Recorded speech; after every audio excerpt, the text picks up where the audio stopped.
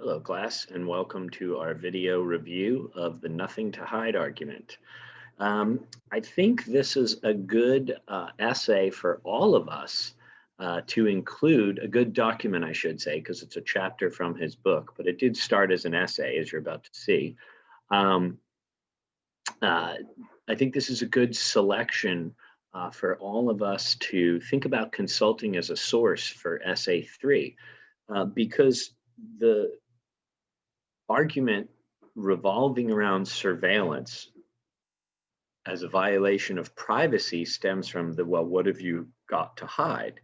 Right. So a lot of people say, oh, I don't mind all of this surveillance. Now remember, your Bill of Rights, your constitutional amendments, those are facts, those are logos.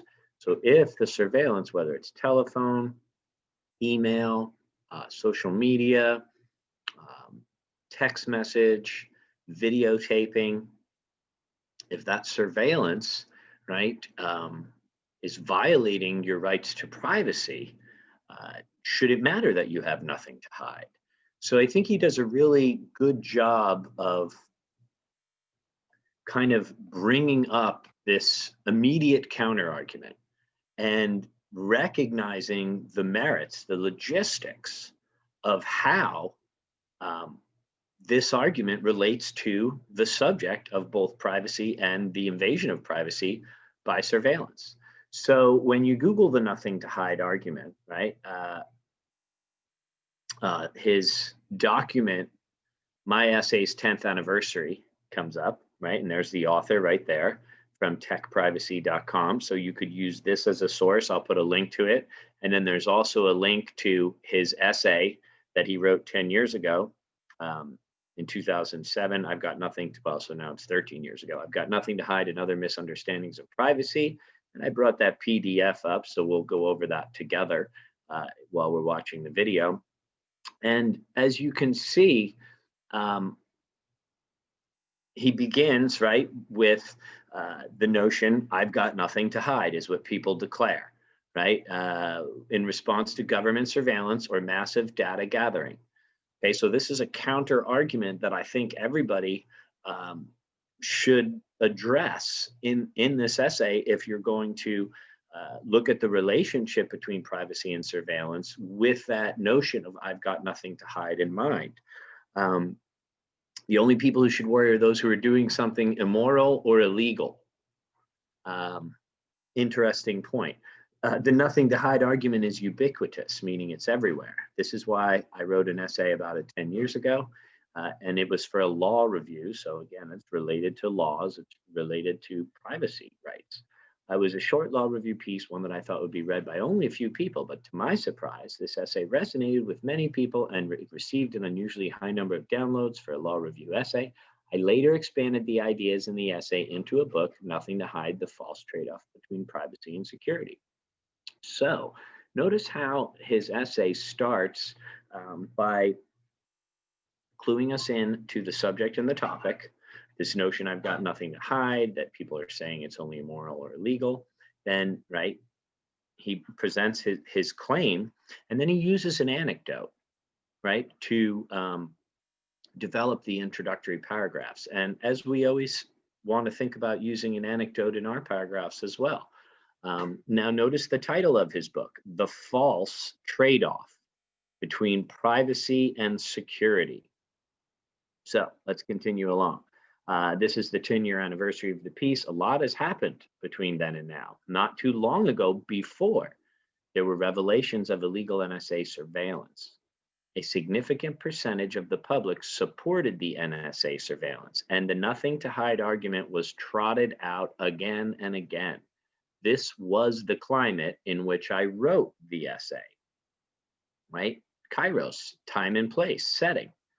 Later on in 2013, now many of you may want to look at the Edward Snowden example in your essays as well. So in addition to all of the readings from the book that you can focus on, we also have the option of going to the Opposing Viewpoints database on the library webpage, which I'll make a video of for that. And there's many different possible issues that you can click on related to national security and privacy rights and the Patriot Act and Edward Snowden, etc. So when Snowden, right, came out and said it was surveillance far beyond its legal authority, right, Snowden declared, they have the quote, he has the quote, arguing you don't care about the right to privacy because you have nothing to hide is no different than saying you don't care about free speech because you have nothing to say. Interesting analogy. This time there was a significantly large percentage of the public who didn't side with the NSA, but instead demanded scrutiny and accountability. So these are things that you might focus on in your essay. There will always be a need for citizens to demand accountability and oversight of government surveillance, or else we will gradually slide into a more dystopian world. And again, this was written in 2017. Has that already started happening as we're moving in 2020 and in the current political and cultural climate? Unfortunately, is this claim still true today? That's something to think about, right? Here are a few short excerpts from his nothing to hide argument. So again, he makes some really interesting points here. And since you've read the essay in the book, let's get right to that. And we'll kind of go through his different ideas about the nothing to hide in the kind of opening, right? He says, the problem in short is not with finding an answer to the question, if you've got nothing to hide, then what do you have to fear? The problem is the very question itself, right? When discussing whether government surveillance and data mining, any aspects of government surveillance and data mining are possible subject matter for this essay, pose a threat to privacy. As we know, privacy rights. Many people respond that they have nothing to hide. In Britain, here's another example. Many public surveillance cameras in cities and towns which are watched by officials via closed circuit television. The government declares if you've got nothing to hide, you've got nothing to fear. So it's very interesting. And more examples are given. Then I like how they're broken down, the bullet points here. I don't have anything to hide from a government. I don't care if they monitor my phone calls. Those that have something to hide should be found out and get what they have coming to them. Oh my goodness. And then he goes through more examples from the 1888 novel, and he looks at the Concurring Opinions blog. Notice the academic argument, everything's carefully cited. Right? And then we have these interesting takes on it, if you would. So he said, here we go. Most replies to the nothing to hide argument quickly respond with a witty retort. Indeed, on the surface, it seems easy to dismiss the nothing to hide argument. Everybody probably has something to hide from somebody.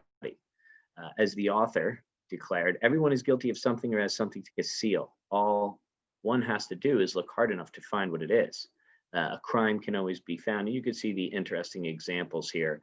And then more factual evidence, more quotes from sources. This is a very good academic argument.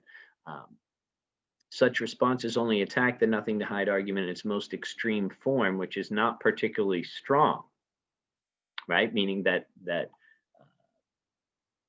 when phrased as an individual preference, the nothing to hide argument is hard to refute because it's difficult to quarrel with one's particular preferences. In its more compelling variants, the nothing to hide argument can be made in a much more general manner, right? It can be recast as positing that all law-abiding citizens should have nothing to hide. Only if people desire to conceal unlawful activity should they be concerned. But according to the nothing to hide argument, people engaged in illegal conduct have no legitimate claim to maintaining the privacy of such activities, right? Very interesting point. And then he brings in the quote from the judge. It's a very good article to use as a source for this essay because there's many factual opinions and logical points. And I love how the author is using Rogerian strategy by looking at both sides of it, by appearing fair, right? And then he looks at another possible, right, counter. Of course, one might object, and brings in more citations. Here we are. There is one final component of the most compelling versions of the nothing to hide argument, a comparison of the relative value of the privacy interest being threatened with the government interest in promoting security. And I think this is where it applies with regard to the Patriot Act, to the Bill of Rights, to constitutional amendments. As one commenter to my blog post smartly notes, you can't talk about how people feel about the potential loss of privacy in any meaningful way without recognizing that most of the people who don't mind the NSA programs see it as a potential exchange of a small amount of privacy for a potential national security gain. That's the question. Is the security that is supposedly gained, does that outweigh the potential loss of privacy? In other words, the nothing to hide argument can be made by comparing the relative value between privacy and security. And that's essentially what we're doing in this essay, as the topic indicates, right? You're going to look at the causes and effects, and you're going to look at the arguments surrounding this to make an argument, a claim, right, regarding privacy and security, and whether or not you feel, right, that the surveillance that you choose to analyze, whether it's government, whether it's public cameras, cell phones, smartphones, computers, emails, social media surveillance, right? Any type of surveillance, is it benefiting our society, right? Or is it being abused, right? Or maybe it's both. Maybe are there unintended consequences, right? So I like how he starts his next paragraph with the topic sentence. There, in a more compelling form than is often expressed in popular discourse, the nothing to hide argument proceeds as follows. The NSA surveillance, data mining, and other government information gathering programs will result in the disclosure of particular pieces of information to a few government officials, or perhaps only to government computers.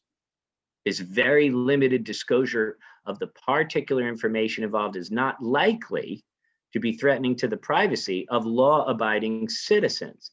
Only those who are engaged in illegal activities have a reason to hide this information. Right? Moreover, the security interest in detecting, investigating, and preventing terrorist attacks is very high and outweighs whatever minimal or moderate privacy interests law-abiding citizens may have in these particular pieces of information. Cast in this manner, the nothing to hide argument is a formidable one. Notice how he looks at things from both perspectives. Cast in this manner, right? I like that. Kind of like in light of Freston's argument. It balances the degree to which an individual's privacy is compromised by the limited disclosure of certain information against potential national security interests. Under such a balancing scheme, it's quite difficult for privacy to prevail, right? However, now he thinks about redefining the notion of privacy, right? And how, right, the nothing to hide argument kind of no longer holds up, if you would. So we see how the conceptualization of the privacy gives facts, right, specific, right, instances of how privacy, right, is being the right to privacy is being abused. Now, this document that we have on the internet here is a lot longer than the excerpt from his book.